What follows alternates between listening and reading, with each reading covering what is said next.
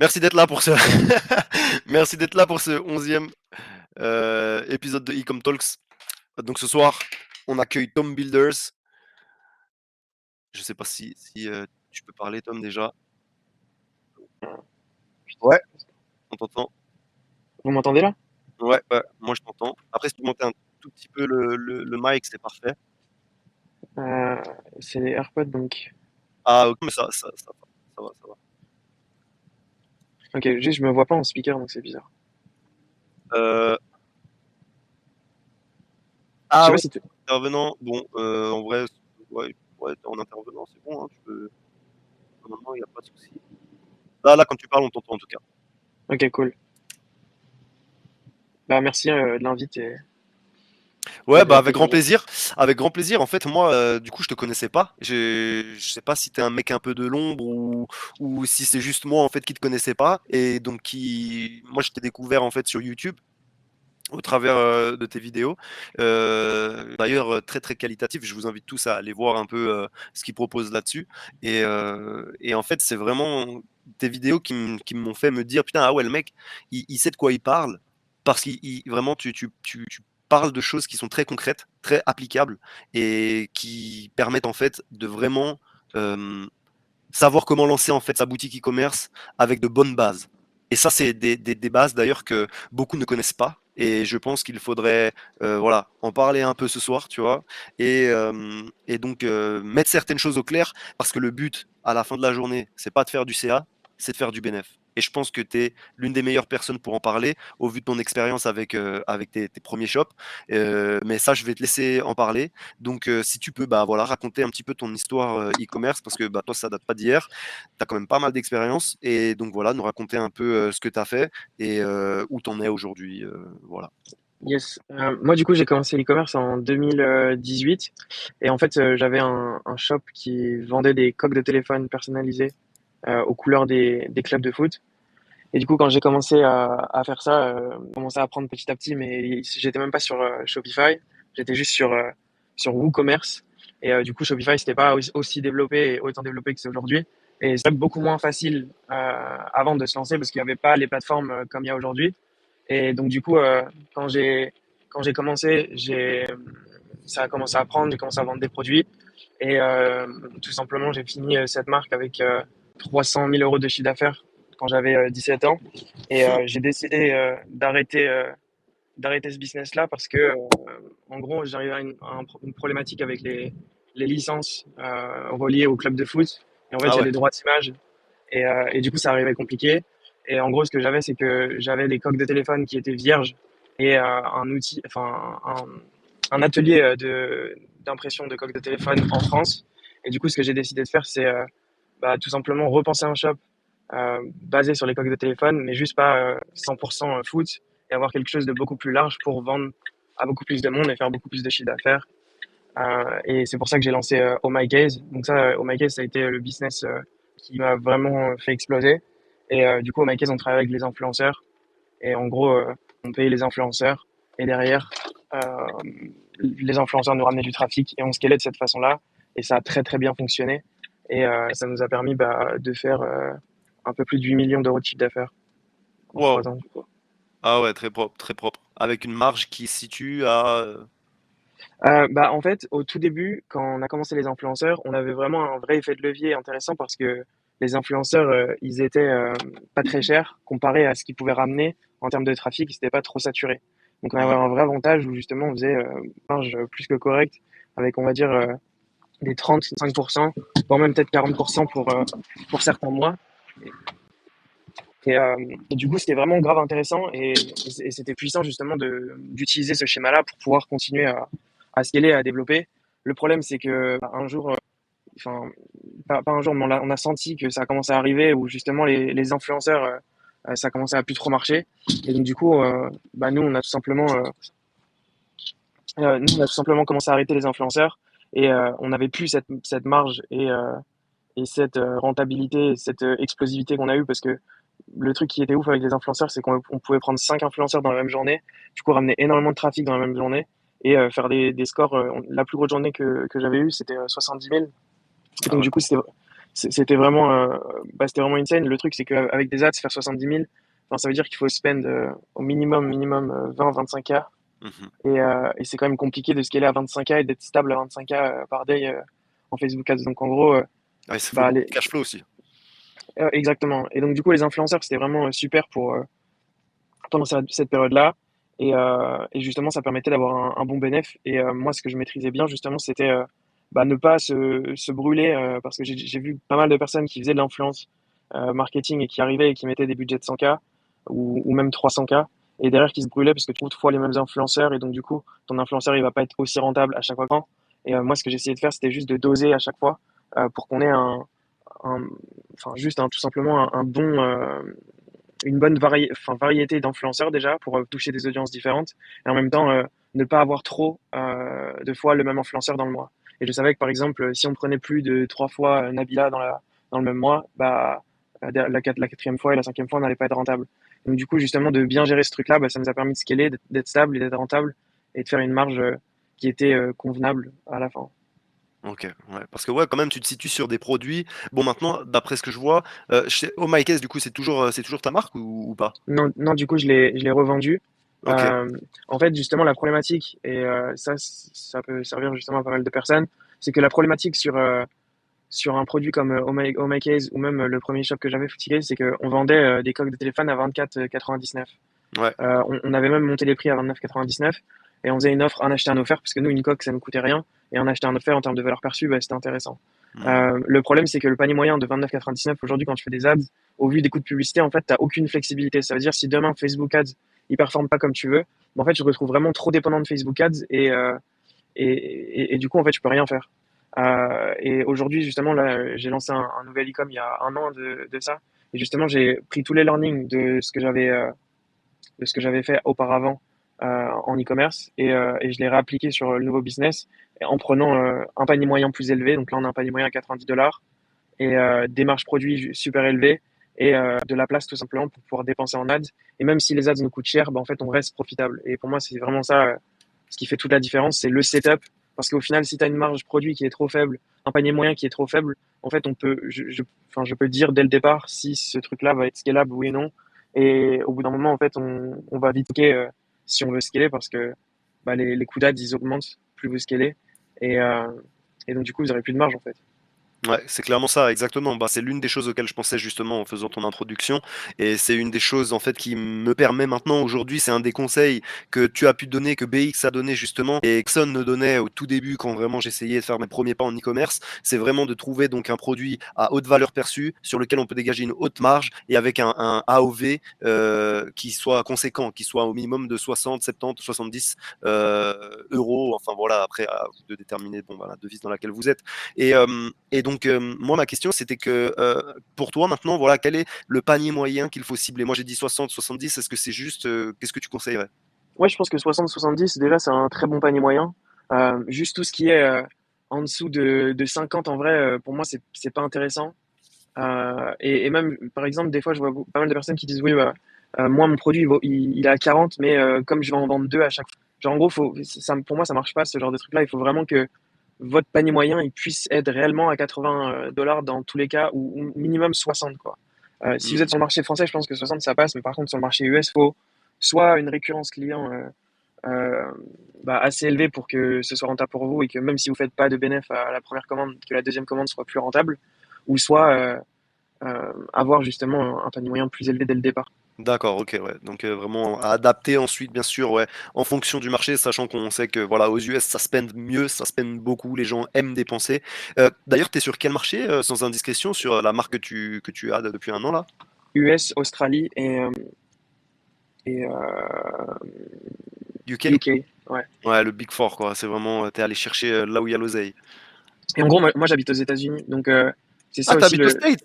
Ouais. Putain, j'étais persuadé que t'étais en France. Ok. Non, non, non. Ah ouais, J'habitais à d'accord. Dubaï pendant 3 ans et maintenant j'habite aux States. Et il est quelle heure chez toi là? 12h48. Il est midi donc. Ouais. Ok, d'accord. T'es où aux États-Unis? Là, je suis à Los Angeles. Ah, mais oui, mais c'est pour ça que t'es dans la vidéo de BX. Ok, d'accord. En fait, et t'habites là depuis quand? Ça fait 2 ans et demi. Ok. Tout seul?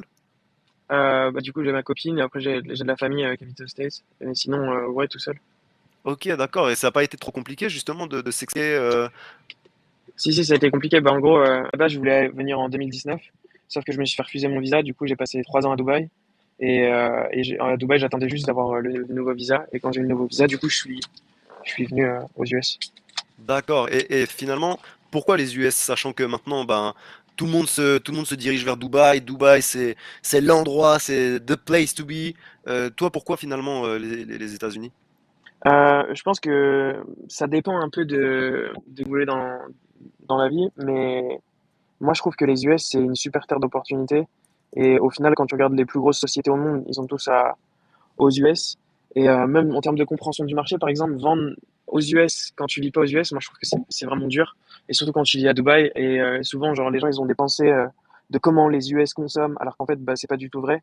Donc, du coup, être sur le marché, en vrai, moi, ça m'a clairement aidé justement à vendre aux États-Unis. Et même les personnes qui ne veulent pas vivre aux States, je pense que c'est quand même super intéressant si vous avez un business qui tourne, de venir aux States et juste voir juste les différences de mindset, voir aussi l'économie, comment elle fonctionne, comment les gens ils font du business, aller à des séminaires justement aux États-Unis, parce que c'est vraiment genre un autre monde. Et, euh, et rien que le monde entre la francophonie et le marché anglophone, enfin, c'est exceptionnel la différence. Ok, ouais. Et c'est très intéressant ce dont tu me parles là par rapport justement au mindset ou en tout cas à la personnalité des Américains. Qu'est-ce que tu peux nous dire toi là-dessus? Bah, en fait, déjà, ça consomme beaucoup plus simplement. Ça achète, c'est moins. Par exemple, le truc que j'ai remarqué, c'est que quand je compare genre les clients français et les clients US, c'est que les clients français, si tu leur demandes quel est le problème ou qu'est-ce qu'on pourrait améliorer, ils te disent le prix. C'est le premier truc qu'ils te disent, c'est le prix. Et aux States, en Hmm. fait, c'est jamais ce truc-là qui revient. Et donc, du coup, déjà, ça fait quand même une sacrée différence. Bah, dans la façon de consommer, dans le sens où quand on augmente les prix des produits, on a augmenté les prix de 10 dollars, personne n'a rien dit, les gens ils ont même pas vu en fait. C'est quelle valeur t'apportes aux clients et au final si tu résous bien leurs problèmes, ils seront prêts à te payer pour ça. Ok, ok, très intéressant. Moi, j'écoutais un livre audio justement qui s'appelle Scientific Advertising, qui est vraiment très bien. Je le recommande à tout le monde, où en fait ils abordent vraiment les bases du marketing et en fait où ce qui est recommandé, c'est d'aborder le marketing de la même façon que les scientifiques abordent la science. C'est-à-dire que les scientifiques, ils font pas d'à peu près. On fait des expériences, comme nous, on pourrait faire des A/B tests. On regarde qu'est-ce qui fonctionne pas, et on note. Et ce qui fonctionne, on continue. Ce qui fonctionne pas, on sait que ça fonctionne pas, et donc maintenant, on passe à autre chose. Et on sait que ça marche, ça marche pas. Ça marche, ça marche pas. Et toi, Tom, du coup, de la façon en fait dont tu me parles des choses en fait de ton expérience, j'ai l'impression que tu es assez là-dedans et tu fais pas de l'à peu près. Et tu vas plutôt être assez chirurgical en fait dans ta façon de travailler, j'ai l'impression. Et c'est fou. T'as quel âge? 26. 26, ok, ouais. Donc juste un an de moins que moi, mais t'as une maturité dans le business, mec, c'est vraiment ouf. C'est vraiment ouf. Et comment t'as fait du coup pour... j'ai vu que dans une de tes vidéos, tu parlais, il me semblait, de la chance et du fait de provoquer la chance. Et ça, c'est quelque chose auquel j'ai été confronté comme toi, où j'ai eu mon premier petit winner, pas autant que toi, bien sûr, mais où, voilà, je me suis dit, ok, en fait, l'e-com, ça fonctionne, j'ai moyen de faire de l'argent, mais est-ce que c'était pas un coup de chance? Et toi, en fait, voilà, comment t'as fait ensuite pour recommencer, pour te dire, ok, bon bah maintenant, vas-y, c'est parti. Sur quelle base t'es parti en fait pour recommencer à chaque fois de nouvelles marques? Bah, à chaque fois, et justement, par exemple, le truc qui est marrant là-dessus, c'est que au début, quand j'avais commencé le business, je me disais, bah, je vais avoir du succès dans le business, et une fois que j'aurai du succès dans le business, bah, il n'y a plus de machine arrière, dans le sens où j'aurai de l'argent, mon business fonctionnera, et en gros, ce sera ça pour tout. Et sauf qu'au final, c'est une fausse idée, et je sais que certains qui sont déjà retrouvés dans cette situation-là, dans le sens où c'est pas parce que tu as eu un succès une fois que tu vas avoir deux succès deux fois. Ouais. Et du coup, moi, ce que j'ai essayé de me faire à chaque fois, c'était de prouver justement que je pouvais à chaque fois péter ces succès-là. Et au final, j'ai réussi à chaque fois. Et, euh, et je pense que la différence, en fait, c'est juste de se dire, c'est se mettre dans un état spirituel, on va dire, où justement tu te dis, genre, mon seul objectif, c'est de réussir. Ça veut dire, en gros, je prends pas en compte mon ego. Je prends pas en compte mes expériences du passé. Mes expériences du passé, ils vont me servir à gagner du Mhm. temps, justement, dans les décisions que je vais prendre et la direction que je vais prendre. Mais juste vraiment je pense, ne pas rentrer son ego dans sa façon de faire ou dans sa façon d'agir. Moi, je trouve que ça fait grave la différence parce que le problème, c'est que l'ego, quand tu as réussi une fois, tu dis non, moi, je ferai pas ça ou non, moi, en gros, il y a beaucoup de personnes que j'ai vues qui ont fail parce que justement leur ego leur bloquait sur tellement de parties. Alors que justement, à chaque fois, moi, quand je recommençais, je me disais, je recommence comme un débutant. Je recommence comme un nul, en fait. Je recommence de zéro. Et en fait, juste se remettre dans cet état où justement, tu es en mode apprentissage et tu es prêt à prendre toutes les informations dans ton cerveau et à les implémenter. Et pas justement de se dire, je connais déjà tout, j'ai déjà de l'expérience sur un business, j'ai pas besoin de savoir ça. Bah, en fait, je trouve que ça fait carrément toute la différence. Et là, il y a un an et demi, même 2 ans, quand j'ai décidé d'arrêter l'e-com parce que justement, au MyCase, je voyais que le setup que j'expliquais juste avant, où les marges et le panier moyen, c'était beaucoup trop faible. Je voulais changer ça. J'ai arrêté tous mes business. J'avais plus de business. Je faisais plus d'argent. J'avais juste l'argent que j'avais gagné avant, mais j'avais plus aucun business, plus aucune rentrée d'argent mensuelle. Et au final, ce que j'ai fait, c'est que je me suis dit, OK, je vais réapprendre les SaaS. Donc, les SaaS, c'est les logiciels. Mhm. Et ce que j'ai commencé à faire, c'est que je dis, OK, bah, je vais acheter du contenu. Du coup, j'ai acheté des contenus, j'ai acheté des formations, j'ai consommé toutes les formations. Regardez justement les types de business que je voulais lancer, j'ai regardé c'est quoi la recette qu'ils ont utilisée, par quoi ils sont passés, qu'est-ce que les fondeurs, justement, quand ils en parlent, de quoi ils parlent et qu'est-ce qui est le plus important. Et au final, vous verrez qu'il y a très peu de choses qui sont vraiment importantes au final. Parce que je vois, que ce soit les débutants ou les personnes qui essayent de scaler dans leurs résultats, ils se disent, ouais, mais en fait, ça se trouve, j'ai oublié juste le flow d'email, tous ces petits détails. Mais au final, c'est pas ces détails-là qui importent. C'est juste, Mhm. est-ce que le produit est bon? Est-ce que ton produit est scalable? Est-ce que le produit, il peut toucher une niche assez grande? Tous ces principes-là qui sont plus gros que justement tous ces petits détails en dessous, bah, il y a beaucoup de personnes qui se focusent sur tous les petits détails plutôt que justement le plus important et le gros de l'échelle. Et pour moi, justement, c'était ça le plus important et juste d'avoir compris le principe, d'avoir compris genre qu'est-ce qu'il faut que je lance, quel type de business il faut que je lance et qu'est-ce qu'il faut pas que je lance, bah au final trouver dans un entonnoir, et ça je l'explique dans les vidéos justement, où Mhm. à la base je pouvais lancer 150 idées de logiciels différents, bah au final comme j'ai fait mes recherches et comme j'ai fait mes critères, bah en fait dans mes critères il y avait que 6-7 business qui pouvaient rentrer dedans.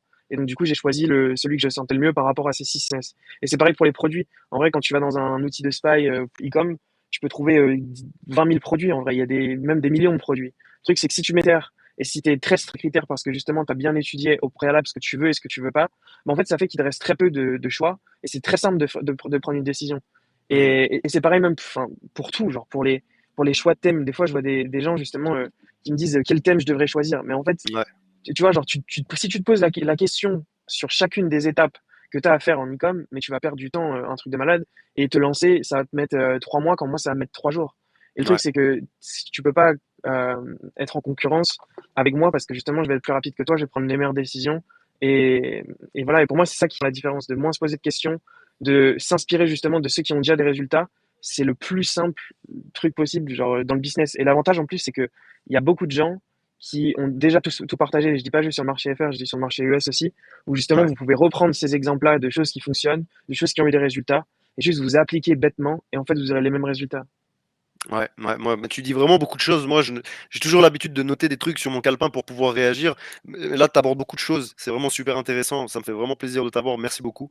Avec Concernant les plaisir. SaaS, donc, il me semble que dans ta vidéo, voilà, ce dont tu parlais, c'était que tu avais réutilisé ben, justement tes connaissances en e-commerce pour l'appliquer ensuite dans un SaaS, ce qui est tout à fait logique, parce que sinon, si tu commences à faire un SaaS dans la plomberie, bon, si tu as zéro expérience dans la plomberie, tu connais pas les besoins des plombiers ou des clients, tu vas être perdu. Devoir appeler un plombier pour lui demander, OK, c'est quoi tes problèmes, tout ça, tout ça. Euh, Exactement. et du coup, aujourd'hui, bon, est-ce que tu peux nous en dire un peu plus sur ton SaaS ou pas trop? Ça, c'est Copify. Ah, sérieux? Ouais. Mais c'est avec Marcus Lorenz? En gros, du coup, Marcus, bah, il est associé avec moi sur Copify. Moi, je m'occupe de toute la partie back-end de, euh, de Copify. Donc, c'est moi qui gère tout l'opérationnel sur Copify, Ok. la plateforme, les nouvelles features, tout ça. Et Marcus, lui, s'occupe de la partie marketing. Ok, mais mec, putain, j'espère que j'étais pas le seul con qui était pas au courant parce que moi là je suis là, ah ouais, d'accord, tu vois, genre les liens se font dans mon cerveau. Parce que même BX se parlait de Copify, il mettait en avant Copify et je me disais, mais attends, pourquoi il met en avant ça, c'est tout, tu vois, je me posais la question justement. Ok, putain, mais c'est une super idée. Et donc, l'idée, elle t'est venue toi, de ton côté, comment. Bah, en fait, même principe pour l'idée, c'est que du coup, je parlais avec Marcus et bah, Marcus, il était au tout début de sa chaîne YouTube et du coup, j'ai aidé Marcus bah, sur le début de la chaîne à lancer, à être constant sur les vidéos, à choisir les sujets de vidéo, etc. pour que justement il soit lancé. Et Hmm, en même temps, en fait, le but, c'était bah, d'avoir une audience. Donc, un peu le même principe que j'avais utilisé sur MyCase avec cet effet de levier sur des audiences, parce qu'en vrai, c'est ça qui est vraiment puissant. Et ce que j'ai regardé justement quand j'ai vu des SaaS qui réussissaient, c'est que le fait de justement lier un SaaS à une audience, en fait, en termes de marketing, le plus dur en SaaS, c'est le marketing. Parce que acquérir des clients, les faire rester, c'est quand même beaucoup plus dur qu'en e-com. Mhm. Faire une vente en SaaS, je trouve que c'est beaucoup plus dur. Enfin, faire 10 000, par exemple, 10 000 euros de revenus en e-com, c'est vraiment faisable et c'est pas très compliqué, mais faire 10 000 euros de revenus en SaaS, c'est un autre level. Et du coup, je savais que justement, si j'avais une grosse audience et impression tous les jours, des vues tous les jours, bah, en gros, ça allait simplifier ça et on allait pouvoir faire des plus gros chiffres. Donc, en gros, l'idée, c'est que moi, j'ai dit à Marcus, bah, je m'occupe de toute la partie back-end mise en place, structure, genre SAV, tout ça. Et Marcus s'occupe du reste. Et donc, du coup, c'est ce qu'on a fait. Et du coup, avec l'effet de levier de Marcus, bah, c'est super intéressant. Et là, on est en train de, justement de négocier des nouveaux partenariats avec d'autres influenceurs, enfin, d'autres coachs, en gros, dans l'e-com, sur différents marchés et scaler de cette façon-là. Voilà, je suis sur votre landing, vous avez bien amélioré, hein, c'est vraiment carré, mec. C'est vraiment propre, hein. En tout cas, à l'époque, bah, quand j'ai commencé l'e-com, j'essayais d'utiliser Copify un peu, mais j'ai jamais, j'avoue, j'ai jamais pris l'abo. J'ai jamais pris l'abonnement, malheureusement, pour essayer. Et en plus, vous étiez des malins, parce que quand j'utilisais des temp mails, ils étaient tous grillés presque. Bah Ils oui, étaient, bah parce ah, que franchement. justement, en fait, c'est ça le problème sur le marché FR, c'est que on avait beaucoup justement ces problématiques-là où on laissait un free trial Ouais. et le truc, c'est que les gens en abusent. Ouais, ouais, ouais, bah ouais, c'est clair. Bah, quand tu commences, en fait, moi perso, mon budget était ultra restreint et je me disais, voilà, chaque euro en fait que je peux foutre dans des ads plutôt que ailleurs, il faut que je le mette dans des ads. Et Ouais, mais c'est clair que bah, quand tu fais un produit, voilà, comme votre SaaS, tu cherches à rentabiliser au maximum et vous avez raison, hein, honnêtement.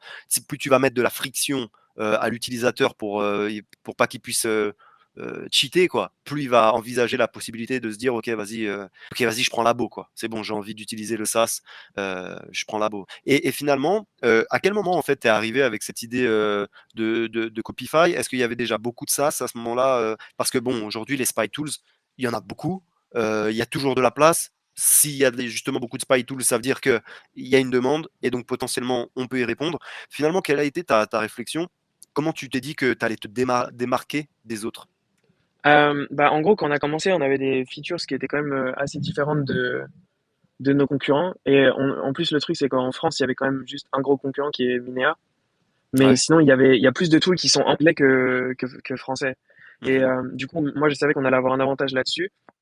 Et après, juste, moi, le truc où je suis convaincu, c'est que on peut faire un excellent tool. Et en vrai, là, avec les nouvelles modifications qu'on a fait et le travail qu'on a fait, et vraiment, moi, je pense qu'aujourd'hui, c'est un très bon tool. Et quand même, moi, je l'utilise pour mes analyses de concurrents et tout, genre, je trouve ça vraiment utile. Et les infos que ça donne pour justement un débutant, bah, je trouve ça grave bien.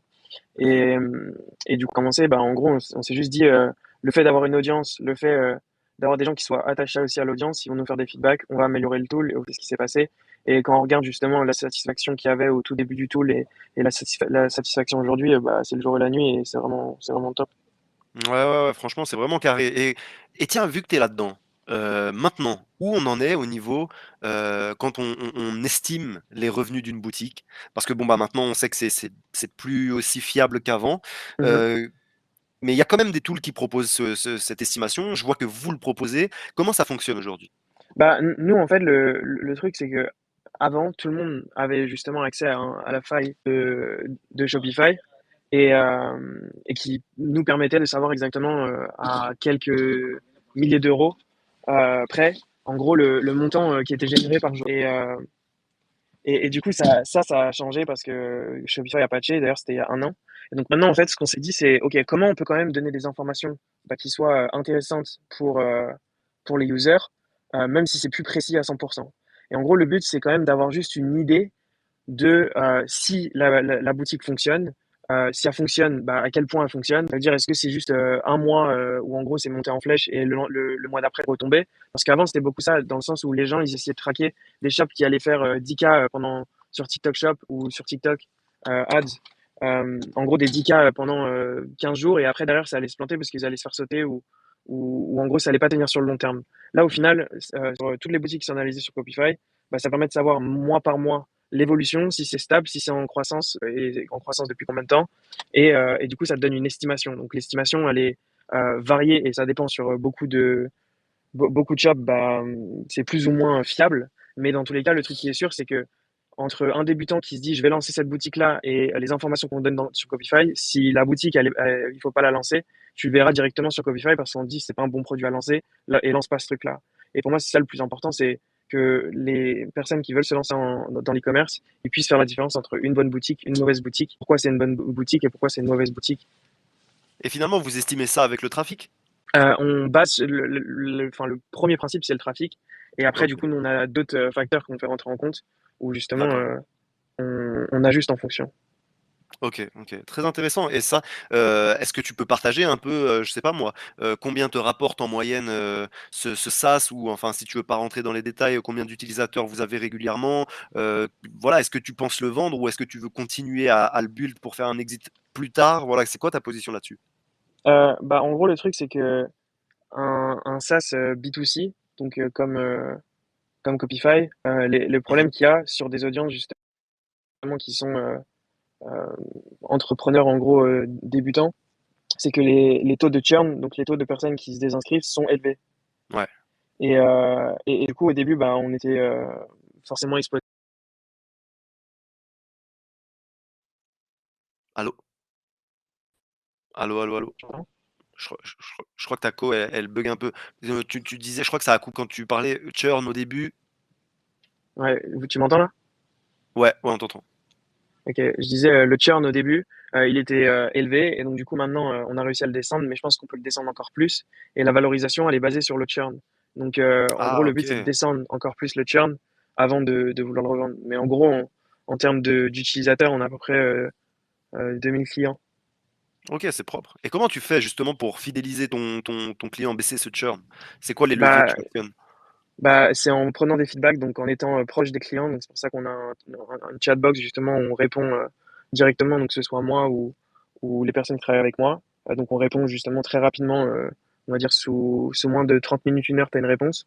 Et le Mhm. but justement c'est de vraiment contact, de prendre tous les feedbacks, d'entendre toutes les problématiques et derrière on apporte bah, justement des modifications et des améliorations en fonction des retours qu'on a. Ok, d'accord. Ok, hyper intéressant. Vous avez pas fait un partenariat avec le Hate Lab, non? Non. Ouais, je regarde dans les partenaires là, il n'y a pas.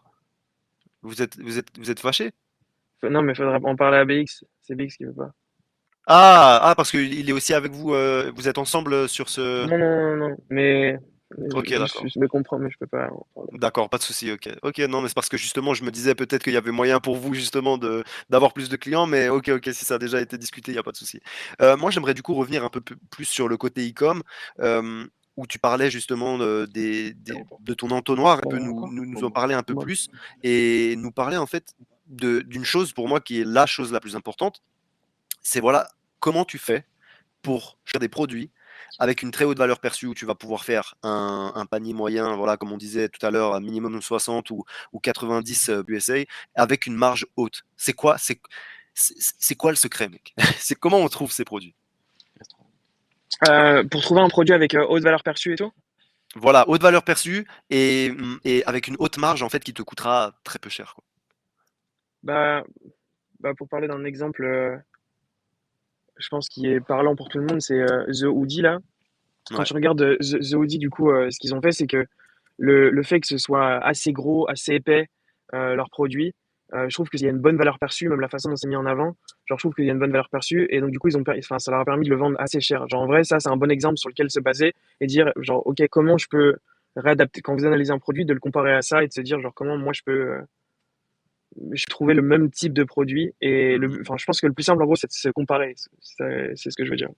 Parce que le produit, là, The Hoodie, typiquement, bon, bah là, je vois, ils ont différentes gammes, mais bon, en gros, je crois qu'ils le vendent assez à genre 90 $, un truc comme ça en moyenne, 70 $. Ouais, je crois que c'est quelque chose comme ça. Ouais. Après, bon, il y a les enfants, tout ça, ok, mais voilà, ouais, là, si on regarde 79 $, tu penses que c'est quoi le coût d'envoi? Enfin, bon, bien sûr, ils ont des économies d'échelle, mais on parle de quoi à l'unité, là, tu penses, sur un produit Euh, comme ça?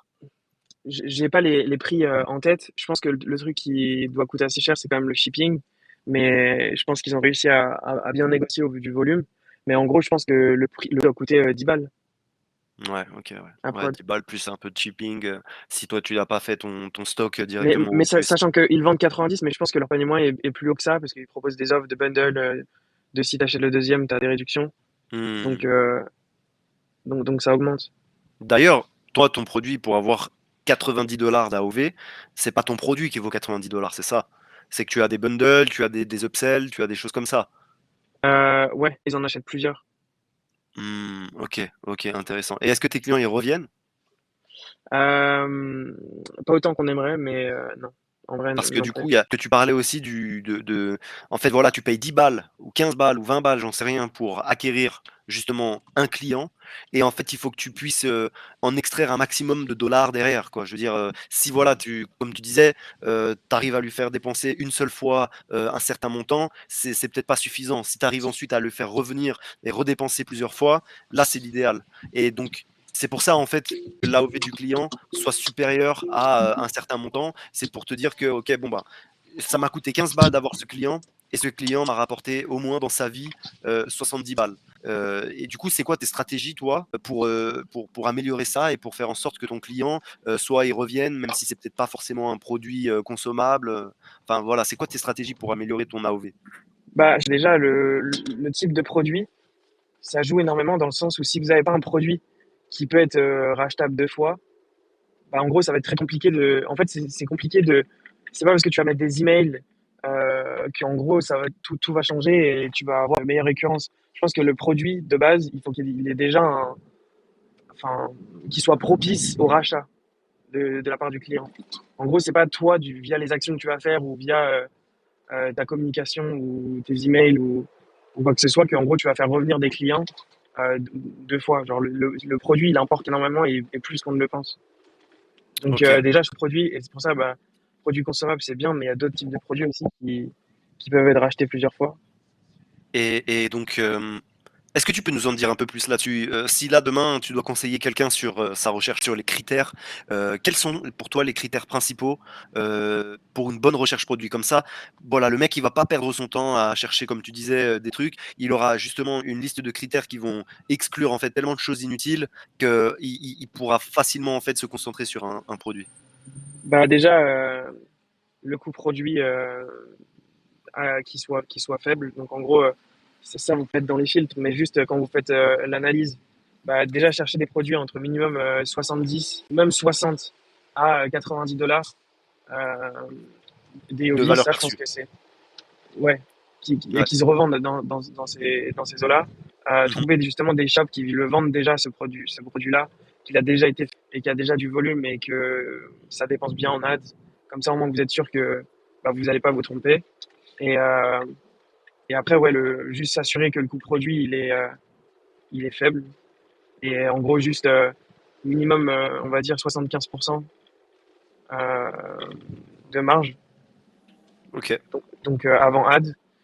Et, euh, et quoi d'autre en termes de. Bah, juste en gros, s'assurer que le produit il répond à. Pour moi, c'est pas juste des filtres, c'est aussi s'assurer que le produit il résout un vrai problème et pas juste un problème. En gros, comment dire, c'est pas juste qu'il y a vraiment de la valeur pour le client. Par exemple, là, le produit que je vends, les gens ils achètent pas le produit parce que le produit il vaut 50 balles dans leur tête. Les gens ils l'achètent parce que la valeur qu'on donne avec le produit et le résultat qu'on donne, bah, il est élevé. Et c'est pour ça que justement les gens ils achètent.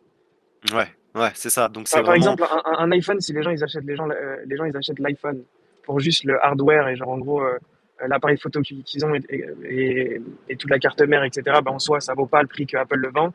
Mais pourquoi ça se vend bien? C'est parce qu'il y a tout l'écosystème Apple. C'est au-delà justement juste du technique. Donc c'est pas juste votre produit doit ressembler à un produit qui vaut 70 ou 80 dollars. C'est votre produit il doit aussi répondre à un problème et, et ouais, juste en gros que ça donne de la valeur et que ça vale la valeur au prix que vous le vendez. Ok. Et donc, toi, est-ce que tu conseilles les spy tools pour une recherche prod ou tu vas plutôt être du genre à regarder quelles sont les tendances, qu'est-ce que les gens achètent et essayer, voilà, justement, après de sourcer, trouver des marques qui vendent le produit plutôt que sur lequel tu t'es concentré. Enfin, je sais pas si tu vois ce que je veux dire. Pour moi, je trouve les spy tools, c'est vraiment bien. Et après, j'ai un spy tool, donc c'est difficile de dire le contraire. Mais Ouais, je pense que c'est bien parce que tu peux, surtout maintenant avec les nouvelles normes là qu'ils ont mis en Europe, tu peux savoir les montants de spend sur les ads dans l'Union européenne. Et ça, je trouve que c'est Mhm. vraiment puissant parce que, en gros, tu peux savoir exactement combien ils dépensent. Et, et ça, en vrai, bah, pour la recherche produit, c'est super simple parce que si des gens ont dépensé 20 000 balles sur une ads ou 30 000 balles sur une ads, c'est que ça marche en fait. Il n'y a même pas besoin de Mhm. réfléchir de est-ce que ça marche ou pas, c'est que ça marche, c'est sûr à 100%. Sinon, ils dépenseraient pas Et, autant. et du coup, mais imaginons tu vois un shop qui tourne en Europe. Est-ce que c'est mort pour l'envoyer aux USA sur le Big Four par exemple? Ça veut dire que si ça tourne en Europe, est-ce que c'est forcément en retard par rapport aux États-Unis? Non, je pense que ça veut rien dire. Ça dépend ce que tu lances. Mais faut lancer aussi des choses qui sont pas. Euh, le problème, c'est quand tu lances des produits où tu veux copier des marques qui sont là depuis 10 ans. Pour moi, faut pas faire ça en fait. Genre, faut lancer des trucs qui sont sur un début de trend. On va dire pas mais 3 4 mois, max on va dire moins d'un an, et que justement tu puisses que t'arrives pas en fait trop tard où la marque elle est déjà trop implantée et que en gros les gens ils comparent tout le temps à cette marque là. Ouais, ok, ouais, je capte ce que tu veux dire. Mais en fait, moi, ma question, c'est plutôt donc par rapport aux produits en eux-mêmes, leur utilité, enfin, comment dire? Nous, ce qu'on entend souvent, ça va être donc, il faut vendre des produits qui sont mainstream, des produits qui sont vendus toute l'année à un maximum de personnes, aux hommes, aux femmes. Toi, est-ce que tu te positionnes de la même façon ou t'en Non. as rien à foutre, tu te dis juste, voilà, je regarde ce qui fonctionne depuis quelques mois. C'est quoi vraiment en fait ton choix, ta réflexion derrière ça? Bah moi là ce que je vends comme les produits c'est du B2B. Ah, d'accord, ok, Mais c'est ok, du B2B en mode e-com. d'accord, ok, Mais ok. donc du coup, genre, ce que je veux dire par là, c'est que je suis pas fan de dire il faut qu'il soit un produit mainstream, etc. Limite, je préfère justement que ce soit niche et que ça soit ciblé sur une seule audience de niche et que cette niche ne soit pas trop petite non plus. Mais avoir juste des produits mainstream et tout, moi je trouve que c'est pas. Enfin, j'ai toujours eu au final un type d'audience que je ciblais en premier quoi. Genre avant, c'était les coques de téléphone de foot, du coup, c'était tous les gens qui aimaient le foot. Après, c'était tous ceux qui étaient fans de télé-réalité. Et là, maintenant, c'est B2B, quoi. Ok, mais en fait, vous êtes associé avec Bix, donc sur ce shop. Ouais. Ah, d'accord, ok. Ah, je comprends mieux. Donc toi, tu l'accompagnes sur le shop international un peu, c'est ça? Sur les deux. Enfin, ah, d'accord. Et vous avez eu l'ensemble? Non, moi, j'ai rejoint le projet après. Au D'accord, bout de ok, 5 mois. hyper intéressant. Ok, ok, ouais, c'est super intéressant. Et pour peut-être faire des vidéos, là, ces temps-ci, t'en as fait, t'as lâché des masterclass et après, t'es parti. Euh, franchement, j'ai juste. Genre là, j'ai pas d'idée de vidéo. Genre. Ouais, ouais, tu veux pas faire des vidéos pour faire des vidéos, quoi. Ouais. Ok, ok, je capte. Mais si vous avez Mais des idées, franchement, c'est envoyez-moi vraiment des propre, DM quoi. et je peux en faire. Ouais, ouais, bah je vais y réfléchir, mec, parce que je pense que tu peux parler de choses hyper intéressantes. Moi, d'ailleurs, j'aimerais parler de cette chose-là. C'est un peu plus général cette fois. Où donc tu parlais dans une vidéo enfin, je sais pas si c'est le mindset réellement, mais ouais, tu parlais un peu du mindset ou plutôt voilà des choix à faire pour réussir et pour faire de l'argent. Et je sais pas si dans la vidéo tu dis avoir parlé avec des millionnaires ou si tu t'es inspiré des millionnaires, mais en gros voilà ce que tu dis, c'est que il faut se mettre dans cette position, dans ce mindset-là, et, et, et c'est comme ça qu'on y arrive. Est-ce que tu as détaillé ici, là, un peu plus cette idée? Euh, je vois pas de quoi tu parles exactement. Si t'as moins juste de En préciser. fait, il me semble, c'est tout simplement au moment où tu parles des business qui rapportent de l'argent. Voilà, c'est ça en fait. Il me semble que c'était ça. Tu parles des business, qu'est-ce qui rapporte de l'argent? Et puis, à un moment, c'est drôle parce que je connais quelqu'un qui a fait un business de location de voiture, et puis tu parlais d'un business de location de voiture. Et tu disais dans ta vidéo, je crois, euh, est-ce que tu peux faire de l'argent avec ça? La réponse est oui. Est-ce que tu peux devenir très riche avec ça? La réponse c'est non. Oui, ok, ok, je vois. Il me semble voilà, que c'était ça la réflexion. Bah Et du ouais, coup, est-ce que tu peux. en fait, moi, genre, le truc que je faisais sur tous les gens que j'analysais et les gens que je voyais qui avaient des résultats, c'est qu'en gros, genre, j'essayais de comprendre bah, par rapport à ce qu'ils faisaient, s'ils étaient vraiment aussi successful qu'ils le disent. En fait, ce truc-là, Hmm, je trouve qu'il est facilement analysable en fonction du type de business, dans le sens où si un a une agence de location de voitures et il me dit que, enfin, genre en gros, qu'il parle de volume ou de chiffres qui sont énormes, genre juste si je comprends pas, genre comment enfin, si j'analyse le business et je comprends pas, genre, justement, comment il arrive à le faire, et, euh, et si moi je peux le reproduire, genre, je vais pas aller dans ce business-là. Et du coup, genre, c'est cette analyse de ce qu'on veut faire et ce qu'on veut pas faire, et de se retrouver, comme je disais tout à l'heure, avec des produits dans un entonnoir, où justement, tu te retrouves avec quelques business à faire, parce que justement, bah, toi, avec tes critères et avec ce que tu as analysé, les gens qui font vraiment beaucoup d'argent, bah, ils sont que dans ces industries-là. Et par exemple, genre, tout ce qui est business physique, comparé au business en ligne, bah, c'est quand même plus long pour avoir les mêmes résultats que tu peux avoir sur des business en ligne. Et donc, du coup, c'est pour ça que moi, par exemple, je choisis des business en ligne. Par exemple, le truc aussi que j'ai remarqué, c'est que l'e-com, au final, il y a beaucoup de gens qui disent oui, moi j'ai une marque e-com, euh, mon but c'est de viser et de la revendre derrière. Et en gros, d'avoir des gens qui reviennent tout le temps. Au final, Hmm. genre, quand tu regardes le nombre de personnes qui revendent leur marque e-com et des gens qui ont fait beaucoup de chiffre d'affaires qui n'ont pas revendu leur marque ou leur marque qui n'a pas vraiment de valeur et que c'est pas vraiment un truc liquide, ouais, c'est pas vrai du coup. Genre, la seule façon dont tu peux devenir riche en e-com, du coup, à 80% de chance, parce que peut-être que tu as 20% de chance de revendre ta marque, bah en fait, c'est du coup de faire du cash tous les mois. Et au final, faire beaucoup de cash en e-com, c'est faisable, mais enfin, tu fais beaucoup de volume, tu as peu de marge, et ça peut être instable si tu es dépendant des plateformes ads, et du coup, c'est pas le meilleur business. Et du coup, c'est pour ça que justement, je me suis concentré sur vendre des services, parce que vendre des services, du coup, tu as 100% de marge, tu as une récurrence produit, parce que bah, tu vends des services en mode logiciel, donc les gens sont là tous les mois, ils sont inscrits tous les mois, et derrière, c'est une vraie valorisation. Et par exemple, tu regardes BX, il a lancé des shops auparavant. Le seul, la seule boîte qu'il a revendue aujourd'hui, c'est sa boîte de short, la Scene Short, qui est un Ouais. logiciel, qui était un SaaS. Donc en vrai, Hmm. c'est quand même beaucoup plus simple de revendre un SaaS. Et tu regardes les gens qui sont vraiment riches, bah, genre, en vrai, il y en a beaucoup, ils ont revendu des SaaS. Et c'est là où tu peux faire des vrais belles exits. Pourquoi il nous a pas donné pourquoi il a pas donné le chiffre? Parce que c'est Ah oui, c'est les confidentiel. acheteurs, ils veulent pas. Ouais. Ah oui, exact, c'est les acheteurs, ils veulent pas, ils veulent pas. Bon, bah, j'espère qu'un jour il pourra nous dévoiler ça parce que ça serait quand même un peu la cerise sur le gâteau de pouvoir mettre un chiffre sur ce projet-là qui effectivement est une super réussite. Et puis bon, il explique justement très bien pourquoi il a dû le vendre, pourquoi ils se sont dit. Enfin, je sais pas si tu l'accompagnais dessus. Toi, t'étais dans le projet ou pas? Moi, je l'ai aidé sur les points que je pouvais l'aider, justement, avec l'expérience que j'avais des SaaS. Mais j'étais pas involved dans le projet ou quoi que ce soit. Donc, c'était juste des conseils, quoi. Ok, ouais. Mais ouais, en tout cas, ça a été vraiment une belle réussite. Et pour une équipe qui finalement n'avait jamais fait ça, c'est Ouais, assez c'est ouf. incroyable. Voilà. Ouais, ouais, non, c'est vraiment une très très belle réussite.